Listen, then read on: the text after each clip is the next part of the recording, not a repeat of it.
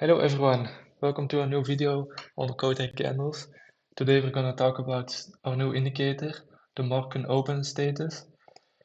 You can find it right here. As you can see, it shows all the trading sessions and their status. But first you gotta set it up right. So first your local offset is this one on the bottom. For me it's 1. And then your chart offset.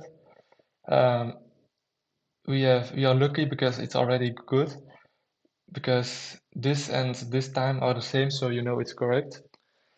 But when we switch to the stock market, for example, you will see that it is -6. Yeah, they're both the same, so it's good. If you have one of the premium versions, you can click on this circle and it shows right here what the offset is, but I don't have it. So we've got to do it manually. And then lastly, crypto, it's not, it doesn't have an offset, so 0. As you can see, same time, so it's correct. So now we're going to talk about what you should know about each session. First, the Asia one or Tokyo one is the least volatile and also the least liquid, unless there's important news from Asia. Then secondly, the London. This one is the most liquid and the most volatile, especially with if the New York is open as well. You can see there's a 2-hour time frame where they're both open. And yeah, I would say that is the golden zone because like half of the world is trading, maybe even more. Yeah, when the London is open, there is especially much activity, everything with euro in the name.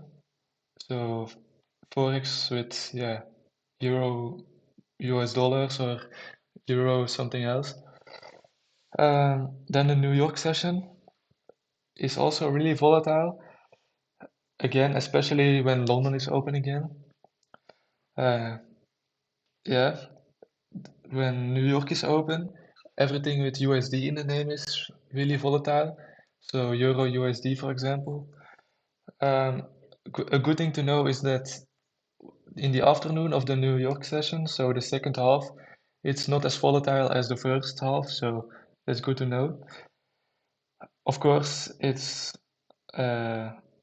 only if there's no news in the afternoon, because then it can be something else. So, yeah, I hope you like this one and see you next time.